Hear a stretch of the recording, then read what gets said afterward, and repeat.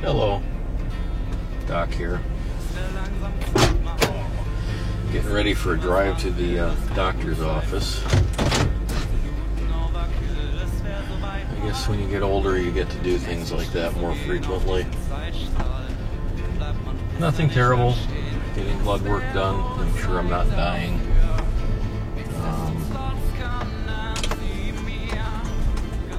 I guess that would be a bad thing. I mean, really, probably would be a bad thing.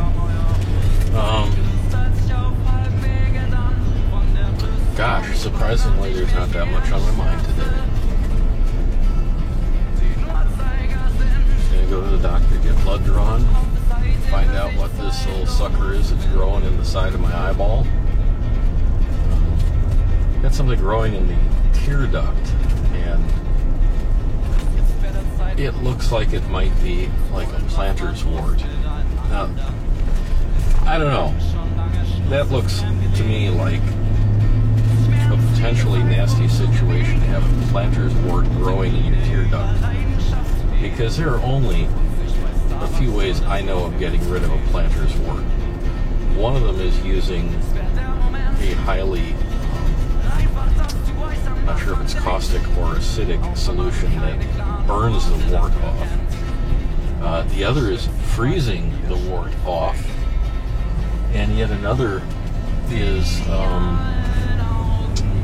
what do they do? Oh yeah, laser treatments. Now I've had wart taken off by freezing. I've had it taken off by chemical peeling. And I've had one taken off. I've had several taken off with laser treatments. Lasers hurt. That is not a fun thing to have done to yourself. So, I'm not looking forward to this. This doctor won't do the laser surgery if I need it. She'll just tell me if she thinks it's a wart or not, and if it is, then I guess I end up going to my dermatologist. But I'm just, going for the blood test early today, and I'm going to see if I can scam a little extra time. Yeah, it's that time of year to make sure my PSA levels are good, and cholesterol and all that stuff. I've always been in relatively good shape with my blood work, so I'm not too concerned about this. But that little sucker in the corner of my eye, it hurts. It feels like I have a bruise.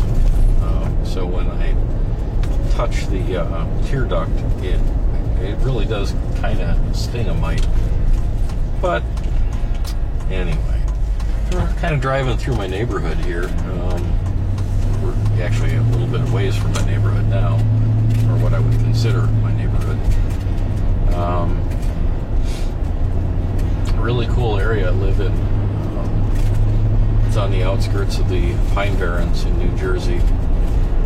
Quite a few homes for sale here, most of them not selling. I have a feeling that financially, economically, this area is not doing as well as it used to. It looks like gasoline in the last couple of weeks has jumped up about 25 cents a gallon. That's not unusual. That happens a lot. But especially this time of year, it's a holiday season, so you're probably trying to make money. One good thing is, as you drive by there, you probably noticed that there's some construction going on there. There's a large housing development going in. It surprises me that they're building homes in the high 300s in this economic climate. But there you go. Maybe things aren't as bad as everybody thinks they are. Or there's a good reason for them to build these homes and fail at it and take a write-off. I don't know. We'll see what happens. There's a couple places around here where development started and then it stopped before they even got the roads finished. In one case, they got all the sewer lines in and I think gas and stuff like that. all the infrastructure, but they hadn't even laid down the road yet, and they stopped. That was 2 years ago, and they haven't restarted. Prime piece of land out in Cherry Hill, and just sitting there collecting weeds, kind of like my garden. And it's kind of nice having a camera in the car here and being able to talk. It's almost like having a friend.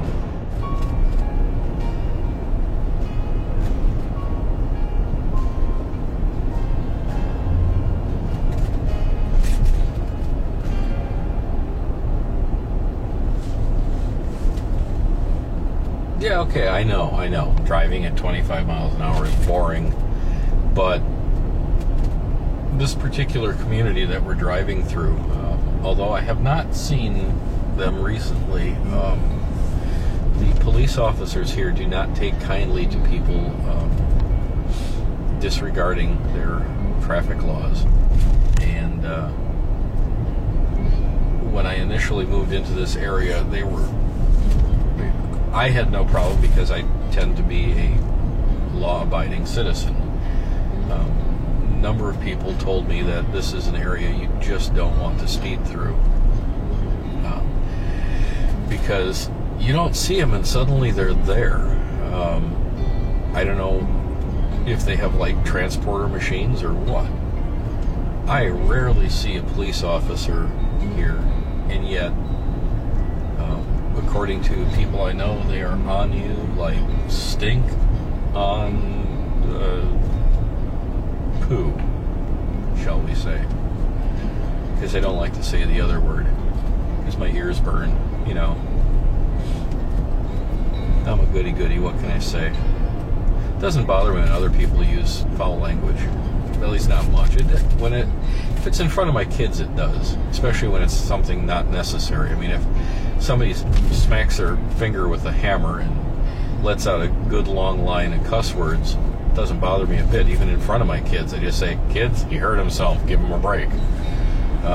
But when it's just gratuitous nastiness, it bothers me a little bit. But hey, it's their life, their right to say what they want to. I don't particularly care for it, nor do I use that kind of language myself, except on the rare occasion when I really get bent out of shape, because I used to talk like that all the time, and I just decided, you know what, I want to present a better image of myself. I don't actually have a bad image of folks that use the salt of foul language. I tend to have a worse image of people who use foul language as their meat and potatoes of their conversation. Like my barber, nice guy, but just about every other word out of his mouth is an F-bomb.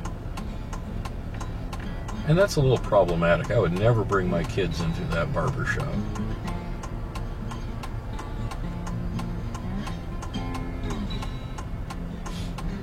And you can say things like, well, I don't care what people think about me. But you know what? I think 90% of people who say that are actually lying about it. I mean, I think of myself, yeah, I care what people think about me. So certain things I do, and I try and contain myself, and I just think, you know what, there's better ways to express yourself. Now, you can disagree with that all you want. Free country. Well, at least mostly free. But that's just how I feel about it. I don't need it. And I don't mind it. I think there are a lot better rating systems to determine the character of a person, other than the language they choose to use. Wow, we're almost here. And then the doctor can fix my boo-boo.